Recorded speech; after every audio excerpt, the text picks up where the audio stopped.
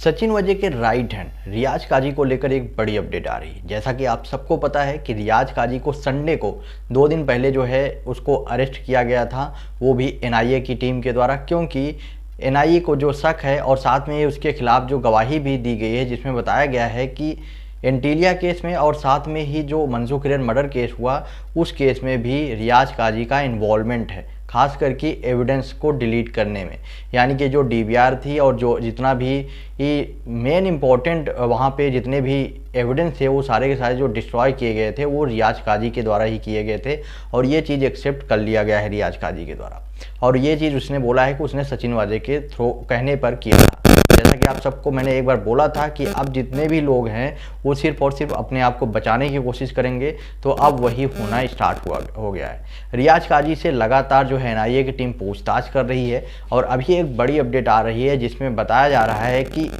जो सचिन वजह था वो इतना ज़्यादा पैसे की वसूली कर रहा था और साथ में ही जो अलग अलग तरीके का कांड कर रहा था, Antilia case, Mansukh Hiren murder case, इसके बाद 4 से 5 और ऐसे ही कांड करने वाले था। और उसके पीछे का एक मेन रीज़न है कि सचिन वजह मंत्री बनना चाहता था, जो कि आप सबको पता है कि सचिन वजह पहले से ही एक शिवसेना का नेता था, लेकिन वो ऑफिशियली पूरी तरह से पब्लिक के सामने कभी भी एज अ पॉलिटिशियन नहीं आया। 2008 या 2009 में वो ज़रूर इन्वॉल्व था शिवसेना के अंडर में। तो अभी जो एक बड़ी अपडेट आ रही है जिसमें बताया जा रहा है कि सचिन वजह जो है उसको प्रॉमिस किया गया था कि वो अगर ये सारे कारनामे जो भी ये कांड है वो सारे के सारे कर लेता है तो उसके बाद उसको एक मंत्री की बड़ी पोस्ट मिल सकती थी। इसी की वजह से वो ये सारे के सारे कांड जो है जो पिछले काफ़ी दिनों से आपको दिखाई दे रहे हैं वो सारे के सारे कर रहा था और उसको सिर्फ और सिर्फ एक ही चीज़ का लालच था कि उसको जो है